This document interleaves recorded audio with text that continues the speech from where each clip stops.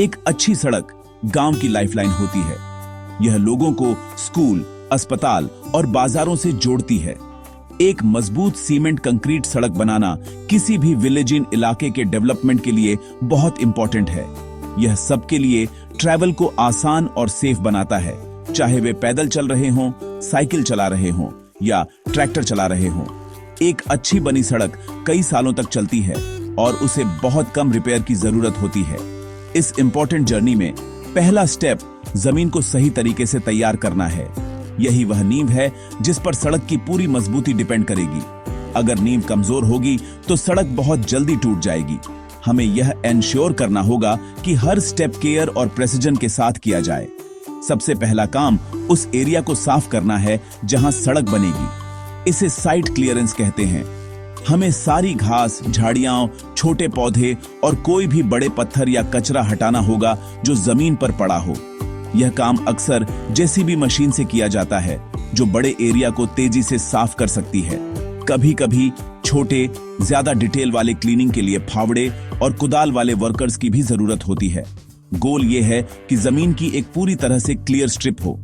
यह एंश्योर करना क्रूशियल है कि कोई भी ऑर्गेनिक मटेरियल जैसे जड़ें या पत्ते न बचे हों, क्योंकि यह मटेरियल समय के साथ सड़ सकता है और सड़क के नीचे खोखली जगह बना सकता है, जिससे वह कमजोर हो जाएगी। साफ सफाई के बाद अगला क्रूशियल स्टेप जमीन को लेवल करना है। इस प्रोसेस को अर्थवर्क कहते हैं। जमीन शायद ही कभी पूरी तरह से फ्लैट होती है, इसलिए हम इसे एक जैसा बनाने के लिए ग्रेडर मशीन या जेसीबी का इस्तेमाल करते हैं। हमें ऊंचे एरिया से मिट्टी काटनी पड़ सकती है और उसे निचले एरिया में भरना पड़ सकता है। इसे कटिंग और फीलिंग कहते हैं। गोल सड़क के लिए सही स्लोप या कैम्बर अचीव करना है। सड़क बीच में थोड़ी ऊंची होनी चाहिए और किनारों की तरफ ढलान होनी चाहिए। यह बारिश के पानी को आसानी से बहने में मदद करता है, बजाय सड़क की सतह पर जमा होने के, जिससे समय के साथ नुकसान हो सकता है। प्रॉपर लेवलिंग एक स्मूथ राइड और एक लॉन्ग लास्टिंग सड़क एंश्योर करती है। एक बार जमीन लेवल हो जाने के बाद हमें मिट्टी को कॉम्पैक्ट करना होगा। यह एक बहुत इंपॉर्टेंट स्टेप है। हम मिट्टी को कसकर दबाने के लिए एक मशीन का इस्तेमाल करते हैं, जिसे रोड रोलर कहते हैं। रोलर पूरे एरिया पर कई बार आगे पीछे चलता है। यह प्रोसेस मिट्टी से हवा के पॉकेट को हटाता है और उसे घना और मजबूत बनाता है। हम अक्सर रोल करने से पहले मिट्टी पर थोड़ा पानी छिड़कते हैं, क्योंकि यह बेहतर कॉम्पैक्शन अचीव करने में मदद करता है। एक अच्छी तरह से कॉम्पैक्टेड अर्थ बेस उसके ऊपर रखी जाने वाली लेयर्स के लिए एक सॉलिड और स्टेबल नींव प्रोवाइड करता है। प्रॉपर कॉम्पैक्शन के बिना सड़क कुछ जगहों पर धंस जाएगी, जिससे एक अनइवन सरफेस और दरारें पड़ जाएंगी। अर्थवर्क पूरा होने और मिट्टी के अच्छी तरह से कॉम्पैक्ट होने के बाद हम उन लेयर्स को बनाना शुरू करते हैं जो फाइनल कंक्रीट सतह को सपोर्ट करेंगी। इनमें से पहली लेयर ग्रेन्युलर सब बेस है, जिसे आमतौर पर जीएसबी के नाम से जाना जाता है। यह लेयर कुचले हुए पत्थरों, बजरी और स्पेसिफिक साइज की रेत के मिक्सचर से बनी होती है। जीएसबी लेयर आमतौर पर लगभग 100 से 150 मिलीमीटर मोटी होती है। इसका मेन पर्पस नीचे कंपैक्टेड मिट्टी पर ट्रैफिक के लोड को समान रूप से डिस्ट्रीब्यूट करना है।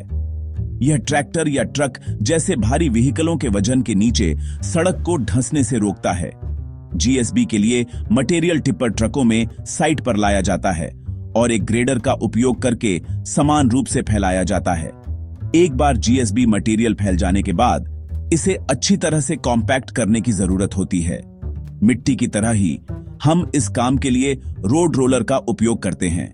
रोलर जीएसबी लेयर पर बार बार चलता है जब तक कि वह मजबूत और स्टेबल न हो जाए।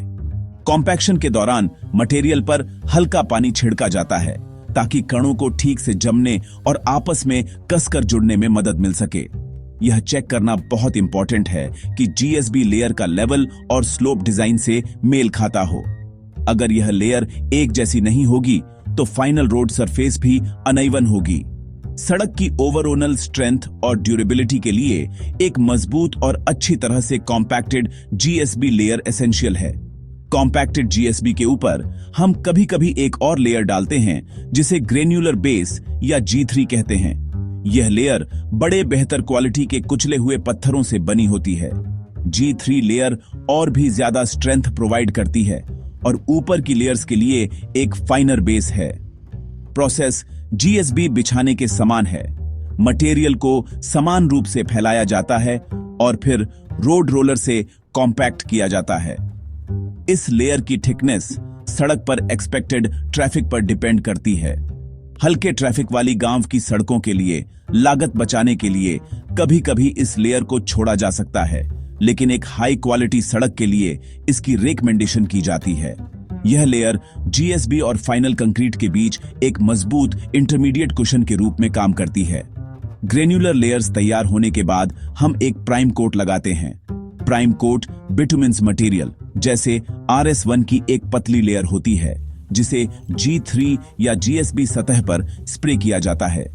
प्राइम कोट का पर्पस ग्रेन्युलर लेयर की सतह को सील करना, ढीले कणों को एक साथ बांधना और इसे वाटरप्रूफ बनाना है। यह अगली लेयर को ठीक से चिपकने में भी मदद करता है। RS1 इमल्शन को समान रूप से लगाने के लिए एक स्पेशल मशीन, जिसे बिटुमिन स्प्रेयर कहते हैं, का उपयोग किया जाता है। हमें प्राइम कोट को लगभग 24 घंटे तक ठीक होने के लिए छोड़ना होगा। इस दौरान इस पर कोई भी ट्रैफिक अलाउ नहीं किया जाना चाहिए, ताकि बिटुमिन सतह में घुस सके और ठीक से सेट हो सके। बेस लेयर्स तैयार और प्राइम्ड होने के बाद सड़क का मेन पार्ट बिछाने का समय आ गया है। सीमेंट कंक्रीट लेयर, इसे वियरिंग कोट भी कहा जाता है, क्योंकि यह टॉप सरफेस है जिस पर वाहन चलते समय घिसेंगे। यह लेयर सीमेंट, रेत, छोटे पत्थर या बजरी जैसे मोटे एग्रीगेट्स और पानी के मिक्सचर से बनी होती है। इन मटेरियल की क्वालिटी बहुत इंपॉर्टेंट है। सीमेंट फ्रेश होना चाहिए, रेत साफ होनी चाहिए और एग्रीगेट्स मजबूत और सही साइज के होने चाहिए। मिक्सचर को साइड पर कंक्रीट मिक्सर मशीन में तैयार किया जाता है ताकि यह बिछाते समय फ्रेश रहे। कंक्रीट डालने से पहले हम ठीक हुए प्राइम कोट पर एक टैग कोट लगाते हैं। टैग कोट बिटुमिन इमल्शन की एक बहुत पतली चिपचिपी लेयर होती है। इसका एकमात्र काम गोंद की तरह काम करना है, ताकि बेस लेयर और नई कंक्रीट लेयर के बीच एक मजबूत बॉन्ड एंश्योर हो सके। यह कंक्रीट स्लैब को खिसकने या हिलने से रोकता है। टैग कोट कंक्रीट डालने से ठीक पहले लगाया जाता है। एक बार टैग कोट लग जाने के बाद हम कंक्रीट डालना शुरू कर सकते हैं। कंक्रीट मिक्स को मिक्सर से रोड एरिया तक व्हील बारों या कंक्रीट पंप का उपयोग करके पहुंचाया जाता है। फिर इसे स्टील या लकड़ी के फॉर्म्स के बीच डाला जाता है, जिन्हें कंक्रीट को जगह पर रखने और सड़क के किनारों को डिफाइन करने के लिए सेट किया गया है। कंक्रीट डालने के बाद इसे फैलाना और लेवल करना होता है। वर्कर्स फावड़े और रेक का उपयोग करके कंक्रीट को फॉर्म्स के बीच समान रूप से फैलाते हैं। फिर एक लंबी सीधी मेटल या लकड़ी की बीम, जिसे स्क्रीड कहते हैं, का उपयोग सतह को लेवल करने के लिए किया जाता है। स्क्रीड को फॉर्म्स के ऊपर आगे पीछे आरा चलाने जैसी गति में ले जाया जाता है, जिससे अतिरिक्त कंक्रीट हट जाता है और एक फ्लैट, एक जैसी सतह बन जाती है। एक स्मूथ राइड के लिए यह एक क्रिटिकल स्टेप है। इसके बाद सतह को स्मूथ टेक्सचर देने के लिए फ्लोट नामक एक फिनिशिंग टूल का उपयोग किया जाता है। इस प्रोसेस के लिए स्किल्ड वर्कर्स की जरूरत होती है, ताकि यह एंश्योर हो सके कि सड़क पर कोई ऊंची या नीची जगह न हो। इस स्टेज में फाइनल स्टेप क्योरिंग है। कंक्रीट सीमेंट और पानी के बीच एक केमिकल रिएक्शन से अपनी स्ट्रेंथ प्राप्त करता है और इस रिएक्शन को सही ढंग से होने के लिए नमी की जरूरत होती है। इसलिए कंक्रीट के फिनिश होने के बाद हमें इसे कई दिनों तक गीला रखना चाहिए। इसे क्योरिंग कहते हैं। हम इसे पॉन्डिंग करके कर सकते हैं, जिसका मतलब है सड़क पर छोटे मिट्टी के बांध बनाना और उन्हें पानी से भरना। एक और मेथड है सड़क को गीले जूट के बोरे या हेसियन कपड़े से ढकना और उन्हें नियमित रूप से पानी छिड़ककर नम रखना। क्योरिंग कम से कम 7 से 14 दिनों तक जारी रहनी चाहिए। प्रॉपर क्योरिंग कंक्रीट को मजबूत बनाने और दरारों को रोकने के लिए बिल्कुल एसेंशियल है। एक बार कंक्रीट पूरी तरह से ठीक हो जाने और पर्याप्त ताकत हासिल कर लेने के बाद सड़क लगभग इस्तेमाल के लिए तैयार हो जाती है। इसे ट्रैफिक के लिए खोलने से पहले अंतिम और बहुत इंपॉर्टेंट एडमिनिस्ट्रेटिव काम पूरे हुए काम को मापना है। सटीक मेजरमेंट कॉन्ट्रैक्टर को पेमेंट करने और सही सरकारी रिकॉर्ड रखने के लिए क्रूशियल है। मेजरमेंट आमतौर पर एक जूनियर इंजीनियर या एक टेक्निकल असिस्टेंट द्वारा किया जाता है। वे नई बनी सड़क की सटीक लंबाई का पता लगाने के लिए एक लंबा मेजरिंग टेप इस्तेमाल करते हैं। वे शुरुआती पॉइंट से अंतिम पॉइंट तक सड़क की सेंटर लाइन का पालन करते हुए मापते हैं। लंबाई, चौड़ाई और मोटाई के मेजरमेंट फिर सावधानी से एक स्पेशल बुक में रिकॉर्ड किए जाते हैं जिसे मेजरमेंट बुक या AM.B कहते हैं। AM.B एक ऑफिशियल लीगल डॉक्यूमेंट है। उदाहरण के लिए एंट्री में लिखा हो सकता है निर्माण कार्य ग्राम XYZ में C.C, रोड का निर्माण, construction work, construction of CC road in village XYZ।